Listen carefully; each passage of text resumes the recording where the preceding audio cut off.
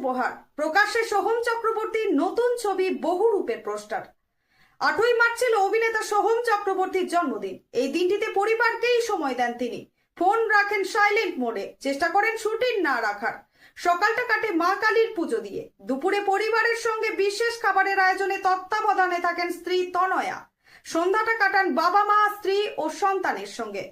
এবছর সোহমের জন্মদিনে তাকে বিশেষ সারপ্রাইজ দিলেন তার আগামী ছবি বহুরূপের পরিচালক ও প্রযোজকেরা।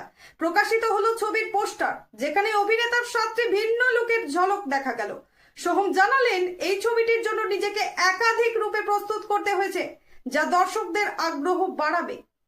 বহুরূপ এক অভিনেতার জীবন কাহিনী, যেখানে চরিত্রের মধ্যে ডুবে গিয়ে নিজেকেই হারিয়ে ফেলেন তিনি। এই ছবিতে প্রথমবার জুটি বাঁধছেন সোহম ও ইদিকা পাল।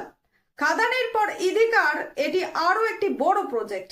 আগামী বছরের শুরুতে ছবিটি মুক্তি পাওয়ার কথা। পোস্টার প্রকাশ্যে উচ্ছ্বসিত সোহম বলেন, 7টা চরিত্রের 7টি লুক সময় নিয়ে করেছি। আশা করি দর্শকদের কৌতূহল বাড়াবে বহুরূপ।